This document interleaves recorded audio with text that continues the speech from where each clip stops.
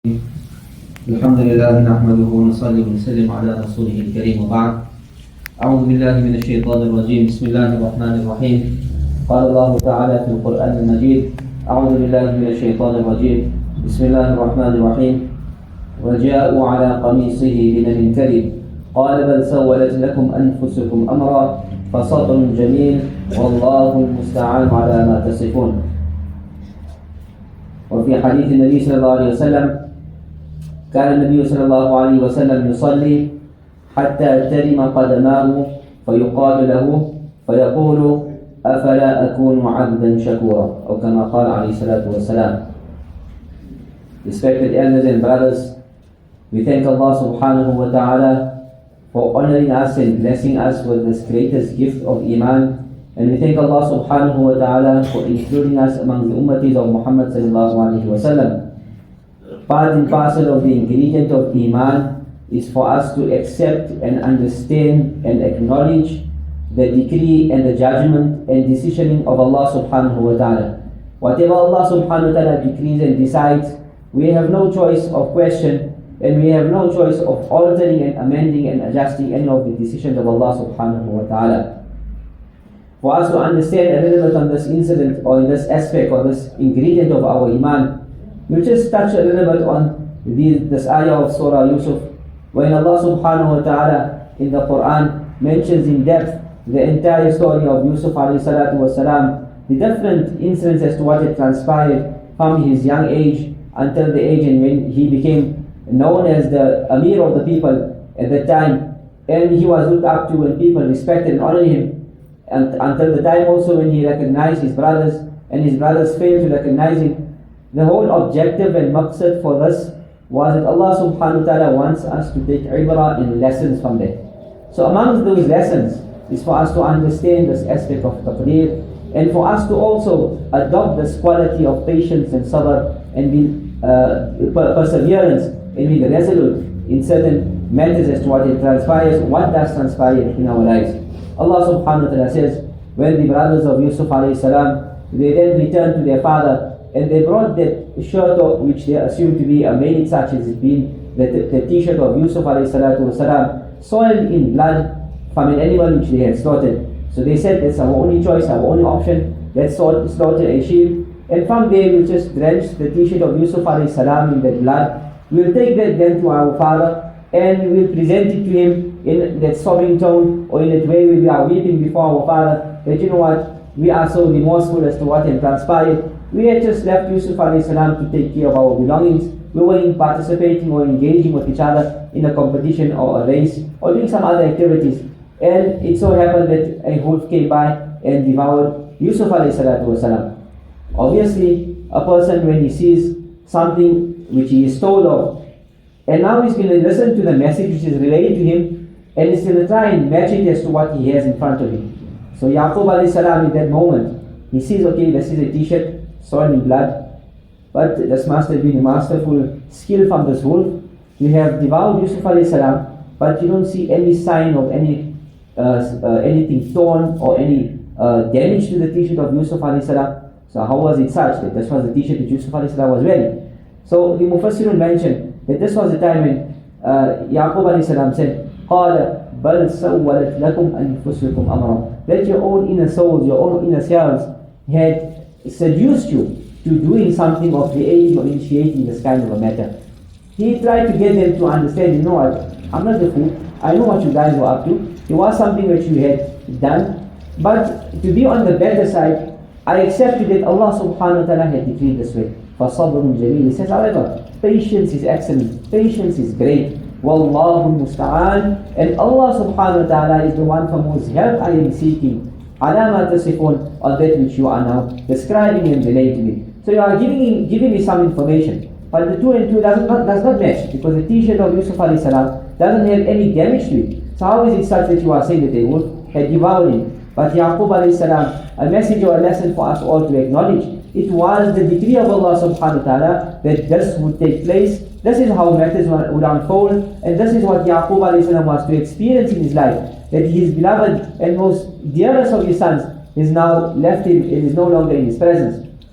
Yes, he did have a little bit that attachment to Yusuf alayhi salam was added attachment to Yusuf alayhi salatu wasalam after the narration of the dream which he had given him the interpretation of.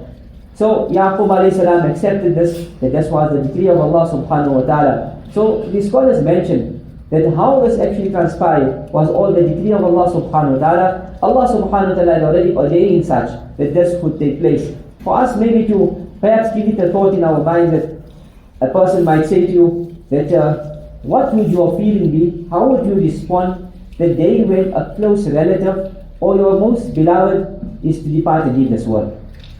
So the person will say, no, I'll be saddened, but I'll accept it. He hasn't yet experienced it. So that is what he would say in this current moment. But when the occasion does occur, when it does take place, what is his reaction at that moment? At times, because of the person's emotions overtaking him, it is such that the thoughts or the expressions or the statements of why me, why did he have to go now, couldn't I have been in his shoes, couldn't I have left this world before him, these negative or thoughts come to mind of a person. That can lead to a person questioning the decree of Allah subhanahu wa ta'ala. To mention to you an incident, which again, this is a young boy, a young lad, who had experienced it of late. His father had gone out in the path of Allah subhanahu wa ta'ala, went abroad, he met his father before departure. Upon his father's return, he was in the institute or his Madrasah where he was doing his Quran. He didn't get the opportunity to come out and meet his father. Allah subhanahu wa ta'ala had decreed such that the day when the father had assumed that this was the day I can now go and meet my son, because it was a Thursday, generally the Thursday after Asr or after Maghrib is the time when they are free. So the father had that arrangement that no, this will be my time when I'm going to meet my son after I had come back from Jamaat, a 40-day trip of Jamaat. He so had planned that way. Allah subhanahu wa ta'ala had planned otherwise. Allah had decreed otherwise. That the youngest son of this person, the youngest child of this person, when roughly at the age of 7 or 8, it was such that he needed to be admitted into hospital immediately. The reason being that some issue with his health in terms of him being diabetic. Immediately needed to rush into the hospital. Courtesy of the father was to phone that son who was in the institute or the madrasa, that you know what, I'm unable to make it today. I won't make it because of your brother not being well. We have to rush and take him to the hospital. This was courtesy of the father. He's not obliged to do so. But yes, he felt this way. Now look at the son's reaction. He says, Father, you don't have to apologize. There's no wrong from you. You don't have to apologize that you can't make it. So Allah subhanahu wa ta'ala had decreed. This young boy was roughly, his age is currently 17 or 18. Allah subhanahu wa ta'ala had decreed. It was plus minus a week or two later, his father passed away. His father passed away. He was killed. Now this boy had not met his father. It equated roughly more than 2 months. He had not met his father. Yes, in terms of phone calls, it's on his place, but in terms of face-to-face interaction and meeting with his parents, or with his father, he did not hear that. That's when he gets the message, now your father has passed away. We would expect that young boy, his reaction to be such. He would weep and he would cry so much that he would be in need of counseling lest he goes into depression. Allah subhanahu wa ta'ala, this is from this young boy, he mentioned to me, that Allah subhanahu wa ta'ala made it such that I was instilled, or it was instilled within me to endure this occasion or the situation with patience. Despite it being such, he had not met his father. Now his father is gone. Allah subhanahu wa ta'ala blessed him with this quality of sabr, where he was so calm, so relaxed, and he was able to accept and acknowledge that this is the decree and the taqdeer of Allah subhanahu wa ta'ala. What my Allah decrees is indeed going to take place. And whether I like it or not, Allah subhanahu wa ta'ala will put what is best for us. Allah subhanahu wa ta'ala knows what is best for us. It could be that, for us we look at it on this end, what, it's so bad, that's that, who's going to run the business, who's going to take care of the family. But Allah subhanahu wa ta'ala plans otherwise, and He knows what is better for you. It is a way where a person can attain his success in the hereafter just by this incident.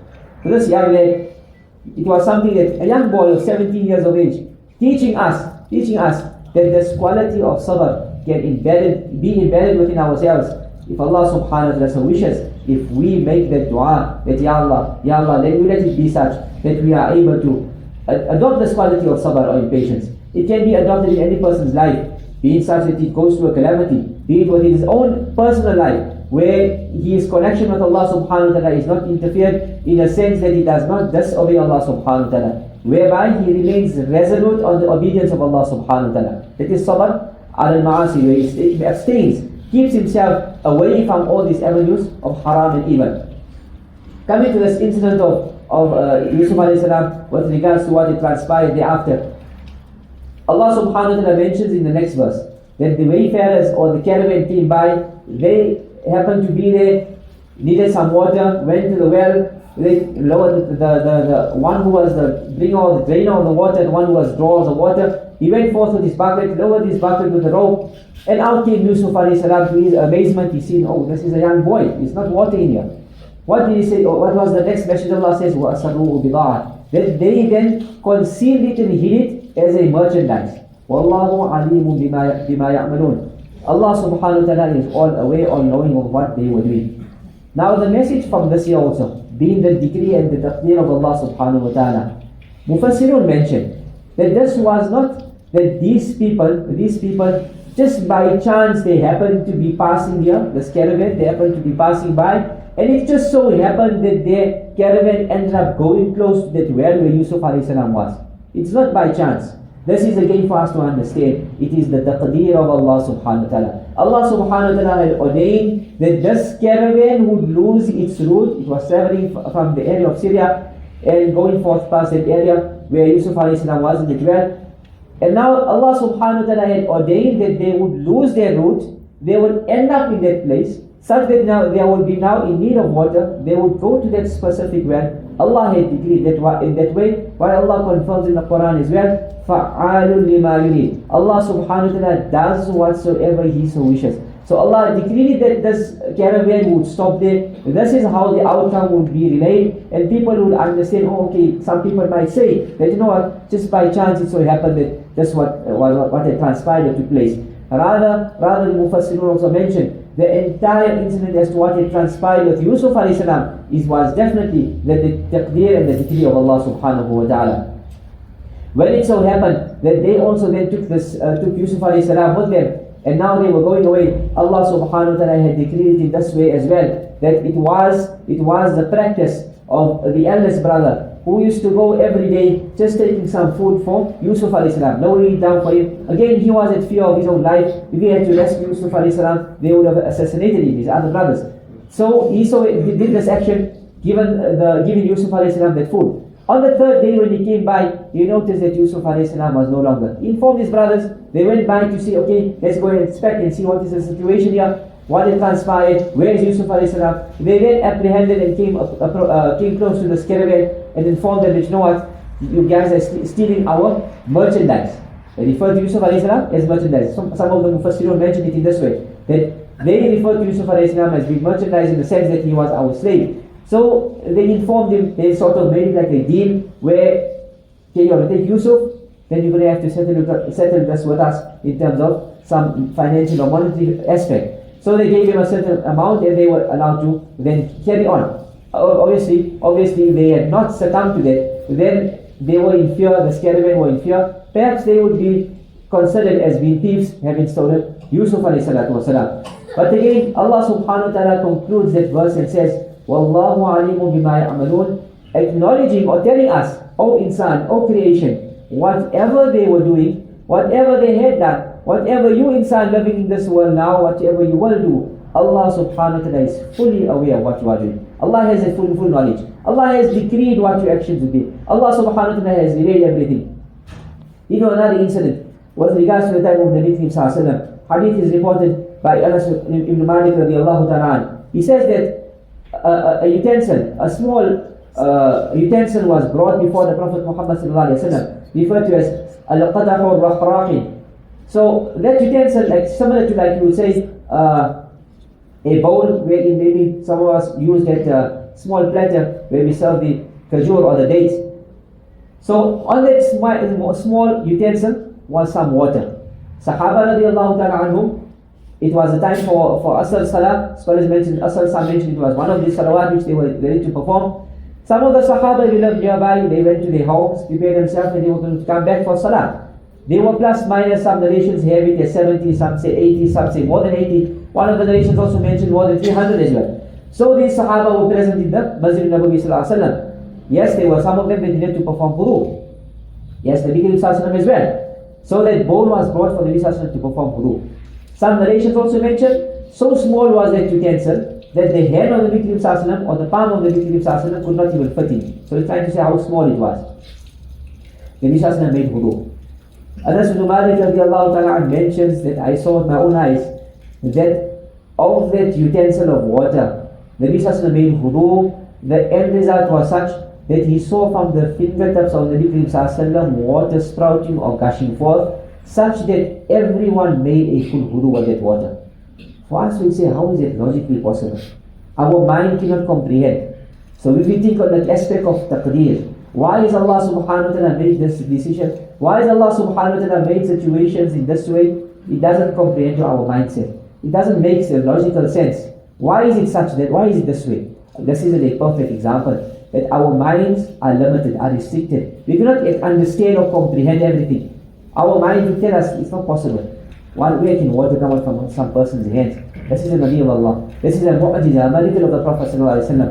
That water dashed forth from the hands of the Nabi sallallahu alaihi wasallam, from the fingertips of the Nabi sallallahu alaihi wasallam. Every Sahabi was able to perform his wudu with that water. So for us to understand, Allah had decreed to be this way.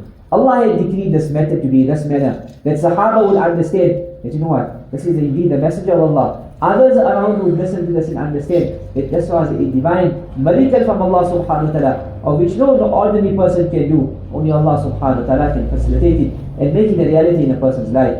Allah subhanahu wa ta'ala make it such that we understand that all calamities, all situations, be it in good or be it in difficulty, Allah subhanahu wa ta'ala allows us to understand that it is indeed the power and the qudra of Allah subhanahu wa ta'ala. We are unable to challenge the power of Allah subhanahu wa ta'ala, and Allah subhanahu wa ta'ala make it such that we are able to instill within ourselves the quality of sabr in ourselves. Let not it be when we experience a difficulty or calamity, then it delves into us, you know what, and let you endure patience now. Let's bring it from today. What is the key one we need to adopt in our lives today? That's sabr, whereby we are able to protect ourselves from indulging in unlawful activities. Let's prevent ourselves from that. It looks so appealing. For example, for instance, we see a casino. I just need to put a few rands, I'm going to come out with a million. Why should I go there? Sabr, let me stay. No, I can't.